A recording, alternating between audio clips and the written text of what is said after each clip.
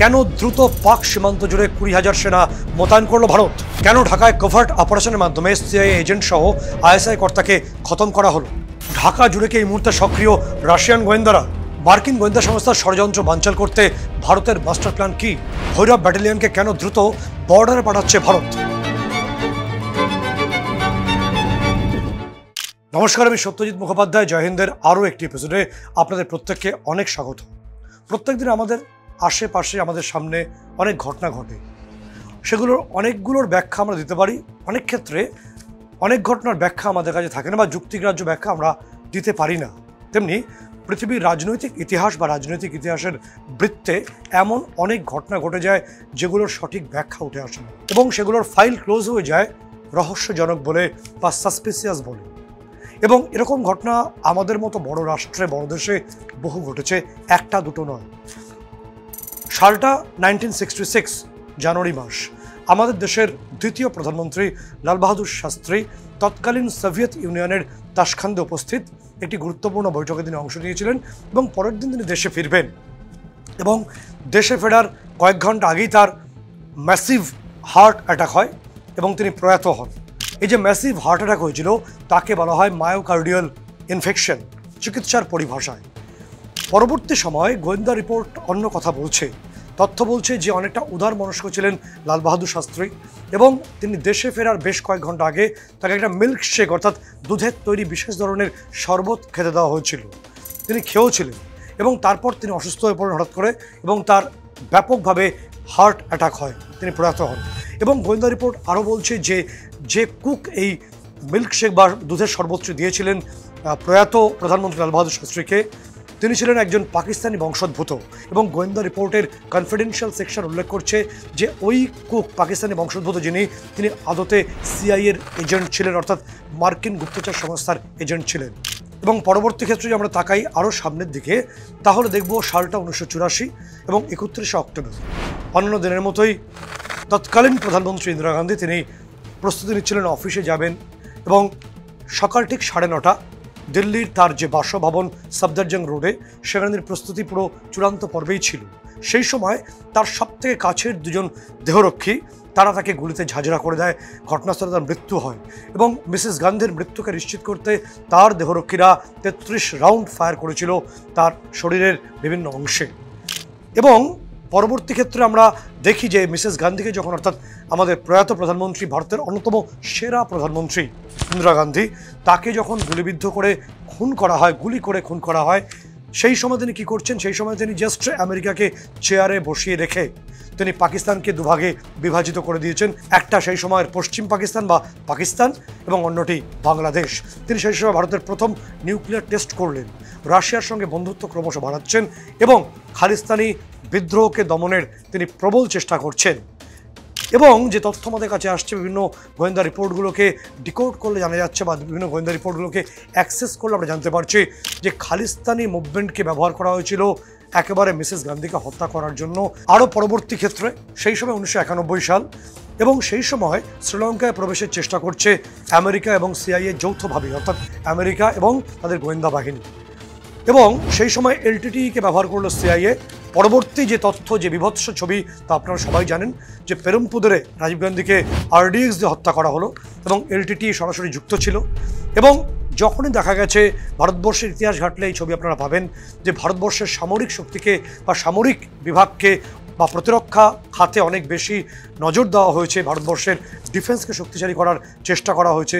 যখন ভারতবর্ষকে গ্লোবাল পাওয়ার হিসেবে উন্নীত করার চেষ্টা করেছেন, তিনি যে রাজনীতিবিদই হন, যে ধরনের মানুষই হন না কেন, তাকে সরিয়ে দেওয়ার জন্য সিআইএ সর্বতভাবে চেষ্টা করেছে। এটা তাশখান্দের লাল বাহাদুর শাস্ত্রী থেকে দেশের মাটিতে রাজীব গান্ধীর হত্যাকাণ্ড বারবার এই একই তথ্য সামনে আনছে এবং এই বিষয়টা একটা বিষয় পরিষ্কার করছে যে যখনই সন্ত্রাসবাদী রাষ্ট্র পাকিস্তানকে দুর্মুষ করতে চাইছে ভারত, তখনই পাকিস্তানের গডফাদার আমেরিকা ভারতকে প্রতিহত করেছে, ভারতকে প্রতিহত করার চেষ্টা করেছে নানাভাবে, কখনো রাজনীতিবিদদের ডিস্টার্ব করে সরিয়ে দিয়ে অথবা সরকার পতন ঘটিয়েও। এই অভিযোগ বারে বারে সিআইএর বিরুদ্ধে এসছে। অনেকের মনেতে এই প্রশ্ন জাগে যে 90-এর দশক থেকে 2010 সাল পর্যন্ত ইসরোর 684 জন যে বিজ্ঞানী, তাদের মধ্যে অধিকাংশের মৃত্যু হয়েছে রহস্যজনকভাবে এবং সেই মৃত্যুর রহস্য আজও উদ্ঘাটিত হয়নি। একই সঙ্গে ডিআরডিওর বিজ্ঞানীদেরও এরকম রহস্যজনক মৃত্যু প্রায় হয়ে থাকে বলে বিভিন্ন তথ্য আসে বিভিন্ন অংশ থেকে। এবং সম্প্রতি আপনারা দেখবেন যে ব্রহ্মসের ইঞ্জিনিয়ার তরুণ বিজ্ঞানী আকাশদীপ গুপ্তা তার লখনৌয়ের বাড়িতে তার রহস্যজনক মৃত্যু হয়েছে এবং সেই মৃত্যুর কোনো কিনারা এখনো পর্যন্ত সঠিকভাবে হয়নি। ফলে ভারতের বিভিন্ন স্তরের যারা মিসাইল টেকনোলজি বা বিভিন্ন নিউক্লিয়ার প্রজেক্টের সঙ্গে জড়িয়ে আছে তাদেরকে বিষ প্রয়োগ করে বা বিভিন্নভাবে মৃত্যুর ঘটনা পরবর্তী ক্ষেত্রে সেটাকে রহস্যজনক বলে চালিয়ে দেওয়ার প্রবণতা বারে বারে মানুষ দেখেছে বা বিশেষজ্ঞরা মনে করছেন এই প্রবণতা আরও প্রবল হয়েছে 2025-এ এসে। এবার চলে আসি 2025-এ এসে যখন চীনের তিয়ানজিনে এসসিওর বৈঠক চলছে এবং এসসিওর মতো আন্তর্জাতিক সামিটের ক্ষেত্রে প্রত্যেকটা মিনিট ভীষণ গুরুত্বপূর্ণ। সেই বৈঠকে আমরা দেখেছি যখন রাশিয়া, চীন এবং ভারতের যারা রাষ্ট্র পরিচালক তারা যখন একসঙ্গে মিলিত হয়েছেন তখন কোথাও যেন ওয়াশিংটন ডিসি থেকে একটা পোড়া গন্ধ সারা বিশ্ব টের পেয়েছে। সেই জ্বলনটা পরবর্তী সময়ে আরও বিস্তৃত হয়েছে। যখন প্রধানমন্ত্রী নরেন্দ্র মোদী এসসিওর বৈঠকে ব্যস্ত সেই সময় আন্তর্জাতিক প্রোটোকলকে তুড়ি মেরে উড়িয়ে বিশ্বের দ্বিতীয় শক্তিধর রাষ্ট্রের প্রেসিডেন্ট ভ্লাদিমির পুতিন তিনি নিজের অরাস লিমুজিন গাড়িতে ওয়েট করছিলেন। জাস্ট প্রধানমন্ত্রী নরেন্দ্র মোদীর সঙ্গে তিনি ব্যক্তিগত স্তরে কিছু কথা বলতে চেয়েছিলেন। সেই তথ্য প্রধানমন্ত্রী মোদীর কাছে পৌঁছয় তিনি দ্রুত চলে আসেন। এরপর সারা বিশ্ব দেখল যে প্রেসিডেন্ট ভ্লাদিমির পুতিনের গাড়িতে উঠে বসলেন নরেন্দ্র মোদী এবং 45 মিনিট সেই গাড়ির মধ্যেই বৈঠক হলো। এরপর প্রেসিডেন্ট এবং প্রাইম মিনিস্টার উভয়ের যে গাড়ির কনভয় তা পৌঁছলো নির্দিষ্ট হোটেলের লবিতে। সেখানেও গাড়ি রেখে প্রায় ঘণ্টাখানেক গাড়ির মধ্যেই বৈঠক হয়। এরপর গাড়ি থেকে নেমে এসে হোটেলের লবিতে 30 মিনিট বৈঠক করেন উভয় রাষ্ট্রনেতাই এবং এই বৈঠকের সময় কোনো ইন্টারপ্রেটার বা অন্যান্য কোনো যা টেকনিক্যাল যে সমস্ত আধিকারিক থাকেন বা বিদেশ সচিব এই ধরনের কোনো ব্যক্তি সেখানে উপস্থিত ছিলেন না। 31শে আগস্ট সন্ধেবেলায় দীর্ঘ সময় বৈঠক করেন ভ্লাদিমির পুতিনের সঙ্গে ভারতের প্রধানমন্ত্রী নরেন্দ্র মোদী এবং সেই বৈঠক সারা বিশ্বকে বেশ তাক লাগিয়ে দিয়েছিল যে কেন প্রোটোকল ভেঙে হঠাৎ এত কি ঘটলো যে ভ্লাদিমির পুতিন বৈঠক করলেন নরেন্দ্র মোদীর সঙ্গে, কি এমন তথ্য তিনি শেয়ার করলেন। এবং পরবর্তী ক্ষেত্রে আমরা দেখলাম ওই 31শে আগস্ট তিয়ানজিন অর্থাৎ চীন থেকে প্রায় 5,500 কিলোমিটার দূরে ঢাকা, সেই ঢাকার অভিজাত হোটেলে ইউএস আর্মির কর্নেল র্যাঙ্কের একজন উচ্চ পদাধিকারী যিনি সিআইএর আদতে বড় এজেন্ট বা মার্কিন গুপ্তচর সংস্থার বিগ এজেন্ট টেরেন্স আরভিল জ্যাকসন তার নিথর দেহ মিলল হোটেলের ভেতর থেকেই এবং তার রহস্যজনক মৃত্যু ঘটল। এবং পরের দিনই মার্কিন দূতাবাসের যারা আধিকারিক তারা চটপট চলে এলেন হোটেলের আধিকারিকদের বললেন বা হোটেলের কর্মীদের বললেন যে টেরেন্সের বডি কেউ টাচ করবে না, জ্যাকসনের বডি কেউ ছোঁবে না এবং তারা চটপট সেই বডি প্যাক করে সোজা আমেরিকা নিয়ে চলে গেলেন। এরপর বিভিন্ন ওপেন সোর্স ইন্টেলিজেন্স বা বিভিন্ন গোয়েন্দাদের কনফিডেন্সিয়াল রিপোর্ট সামনে আসতে থাকে অল্প অল্প করে আমাদের কাছে। আমরা সেগুলোকে চেক এবং ক্রস চেক করি এবং তাতে দেখা যায় যে একটা বিস্ফোরক ছবি উঠে আসে, একটা ভয়ঙ্কর ষড়যন্ত্রের ছবি তথ্য জানা যায়। সেই ছবিটা হলো যে এই জ্যাকসন অর্থাৎ সিআইএর যে বড় এজেন্ট তাকে বাংলাদেশে পাঠানোই হয়েছিল একটা বড় মিশন দিয়ে এবং তিনি একা নন, তার সঙ্গে আরও 4 জন সিআইএর এজেন্ট ছিলেন, মোট টিমে ছিলেন 5 জন। তাদের মূল অংশ ছিল ওই ঢাকার বেশ কয়েকটি অভিজাত হোটেলে তারা উঠেছিলেন এবং এই জ্যাকসনকে সেন্ট মার্টিন দ্বীপে পাঠানো হয়েছিল বিশেষ কিছু কাজ দিয়ে এবং প্রধান মিশনই ছিল ভারতবর্ষের প্রথম সারির রাজনীতিবিদ তাদেরকে নিকেশ করার জন্য। সেটা ভারতবর্ষের মাটি হতে পারে অথবা বিদেশের মাটি হতে পারে। যেমনভাবে তাসখানদের ঘটনাটি ঘটেছিল সেক্ষেত্রে দায় অনেকটা এড়ানো যায় বা দায় কম থাকে এবং জ্যাকসনকে এই কভার্ট অপারেশনের দায়িত্ব দিয়েছিল সিআইএ। মূল টার্গেট ছিল ভারতের প্রথম সারির রাষ্ট্রনায়করাই বলে বিভিন্ন তথ্য আমাদের কাছে আসছে। এক্ষেত্রে রাশিয়ান গোয়েন্দা সংস্থা কেজিবি প্রথমেই তথ্য জানতে পারে যে বাংলাদেশের মাটিকে ব্যবহার করে ভারতবর্ষের প্রথম সারির রাজনীতিবিদদের সরিয়ে দেওয়া হবে। পরবর্তী ক্ষেত্রে আমরা দেখলাম একাধিক সোশ্যাল সাইট এবং অর্গানাইজার সহ একাধিক প্রিন্ট মিডিয়া এবং অন্যান্য অংশে এই খবর সামনে চলে এলো এবং তার থেকেও গুরুত্বপূর্ণ বিষয় জ্যাকসনের মৃত্যুর খবর জয় হিন্দের অনুষ্ঠানে সেপ্টেম্বরের প্রথম সপ্তাহে আমরাই একমাত্র টেলিকাস্ট করেছিলাম এবং এরও পরে যে তথ্য আমাদের কাছে আসে বিভিন্ন গোয়েন্দা রিপোর্ট আমরা জানতে পারছি যে জ্যাকসনের যে রহস্যজনক মৃত্যু হয়েছিল সেই মৃত্যুর কারণ কি সেটা এখনো পর্যন্ত পরিষ্কার নয়, কারণ পোস্টমর্টেম করা হয়নি বাংলাদেশে। সিআইএর আধিকারিকরা দেহ নিয়ে গেছিল আমেরিকাতে। তবে গোয়েন্দা রিপোর্ট এটাও জানাচ্ছে যে জ্যাকসনের শরীরে পোলোনাইম রেডিও অ্যাক্টিভের উপস্থিতি পাওয়া গেছে। পোলোনিয়াম রেডিও অ্যাক্টিভ হলো খুব বাজে ধরনের বিষ বা এক ধরনের তেজস্ক্রিয় বিষ, যেটা দ্রুত শরীরে গিয়ে কাজ করে। এবং জ্যাকসনের শরীরে এই পোলোনিয়াম রেডিও অ্যাক্টিভের উপস্থিতি খুব বেশিভাবে মিলেছিল। এবং বিশেষজ্ঞরা মনে করেন সারা বিশ্বে রাশিয়ান গোয়েন্দা সংস্থা বা রাশিয়ার যারা গোয়েন্দা হন তারা বা তাদের যে ইন্টেলিজেন্স ফোর্স আছে তারা মূলত শত্রু নিকেশ করার জন্য এই পোলোনিয়াম রেডিও অ্যাক্টিভ ব্যবহার করে থাকে। ফলে ঢাকাতে কেজিবির গোয়েন্দারা যেমন সক্রিয় রয়েছে, একই সঙ্গে ইসরায়েলের মোসাদের উপস্থিতির তথ্য বিভিন্ন গোয়েন্দা রিপোর্ট কনফার্ম করছে। ফলে সিআইএর যে এজেন্টরা যে ব্লুপ্রিন্ট তৈরি করছিল সেটাকে বানচাল করার ক্ষেত্রে রাশিয়ান গোয়েন্দা সংস্থা এবং আরও একটি এশিয়ার বৃহৎ রাষ্ট্রের সক্রিয় যে অ্যাক্টিভিটি সেটা সামনে আসছে। মার্কিন গুপ্তচর সংস্থা সিআইএর এজেন্ট জ্যাকসনের তো মৃত্যু হয়েছে রহস্যজনকভাবে। তার পরবর্তী ক্ষেত্রে তার পরবর্তী অধ্যায়ে আরও বড় গুরুত্বপূর্ণ ঘটনা ঘটে, কারণ জ্যাকসন এবং তার যে পুরো টিমটাকেই নিকেশ করা হয়েছে। ফলে ঢাকায় মোসাদ বা কেজিবি বা অন্যান্য গোয়েন্দা সংস্থার সক্রিয় উপস্থিতির কথা বিশেষজ্ঞরা মেনে নিচ্ছেন। এবং তার পাশাপাশি গত 23শে অক্টোবর ঢাকার অভিজাত হোটেলে পাকিস্তানি গুপ্তচর সংস্থা আইএসআইয়ের অন্যতম শীর্ষকর্তা তিনি অবস্থান করছিলেন এবং তার মূল দায়িত্ব ছিল সিআইএর এজেন্টদের কীভাবে ভারতের বিরুদ্ধে ব্যবহার করা যায় সেই গাইডলাইনটা দেখিয়ে দেওয়া বা টপোগ্রাফিটা বুঝিয়ে দেওয়া এবং ভারত বিরোধী একাধিক কার্যকলাপকে কমিউনিকেট করা এবং ব্লুপ্রিন্টটাকে রেডি করা। কিন্তু তথ্য আসছে যে গত 23শে অক্টোবর ওই আইএসআইয়ের যে শীর্ষকর্তা তার নিথর দেহ মিলেছে ওই অভিজাত হোটেলের সুইমিং পুলে।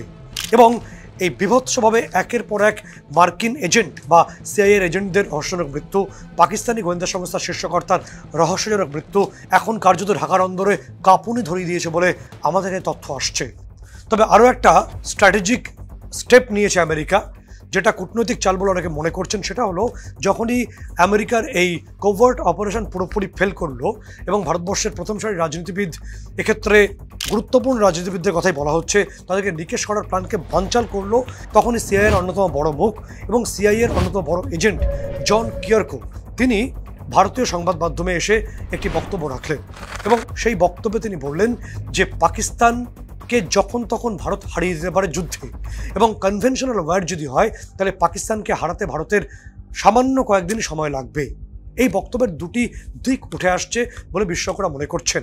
প্রথম কথা, সিআইএর বড় মাথা জন কিয়ারকোর এই বক্তব্যের পরে একটা বিষয় প্রথমেই মনে হবে যে কোথাও যেন মার্কিন যুক্তরাষ্ট্র ভারতকে তৈলমর্দনের চেষ্টা করছে এই বক্তব্যের মধ্যে দিয়ে। তবে বিশেষজ্ঞরা মনে করছেন যে বিষয়টা আরও গভীর। যখনই মার্কিন যুক্তরাষ্ট্রের ষড়যন্ত্র তাদের ব্লুপ্রিন্ট ডিকোড হয়েছে, সামনে চলে এসছে, সেই মুহূর্তে গোটা বিষয়টা থেকে দৃষ্টি ঘোরাতে এই সিআইএর এজেন্টকে দিয়ে ভারতের সম্পর্কে বেশ কিছু ভালো ভালো কথা বলানো হয়েছে, যাতে পুরো ঘটনার থেকে সংবাদ মাধ্যম এবং অন্যান্য ক্ষেত্রের যারা বিশেষজ্ঞ বা গোয়েন্দা তাদের দৃষ্টি পুরোপুরি ঘুরে যায় এবং পুরো বিষয়টি এত সহজ নয়। ইতিমধ্যে ভারতীয় গোয়েন্দা সংস্থাগুলো পুরো বিষয়টিকে চুলচেরা বিশ্লেষণ করতে নেমেছে এবং এক্ষেত্রে আরও বেশি নিকেশ পর্ব প্রসারিত হবে বলে বিভিন্ন অংশ মনে করছে। আমাদের গোয়েন্দা রিপোর্ট অনুসারে ভারতবর্ষের প্রধানমন্ত্রী এবং অন্যান্য প্রথম সারির রাজনীতিবিদদের ওপর প্রাণঘাতী হামলার জন্য একটি বড় বিদেশি রাষ্ট্রের গোয়েন্দা সংস্থা যে প্ল্যান রেডি করেছে তাকে দুটি ভাগে বিভাজিত করা হয়েছে, প্ল্যান এ এবং প্ল্যান বি। প্ল্যান এ হলো বিদেশের মাটিতে নিকেশ করে দাও ভারতীয় প্রথম সারির রাজনীতিবিদদের। এক্ষেত্রে দেশের প্রধানমন্ত্রী সহ বড় বড় রাজনীতিবিদদের নাম এরকম হিট লিস্টে আছে বলে গোয়েন্দা রিপোর্ট কনফার্ম করছে। এবং দ্বিতীয় ক্ষেত্রে যেটি হচ্ছে সেটি হলো ভারতের মাটি। এর আগে যে আমরা দেখেছি যে পিএফআই জঙ্গি গোষ্ঠী তারা মূলত তুরস্ক থেকে ফান্ডিং নেয়, সেই পিএফআই মোটামুটি রেকি করে স্থির করে ফেলেছিল যে কখন কোথায় কীভাবে পিএমের কনভয় তার আক্রমণ করবে।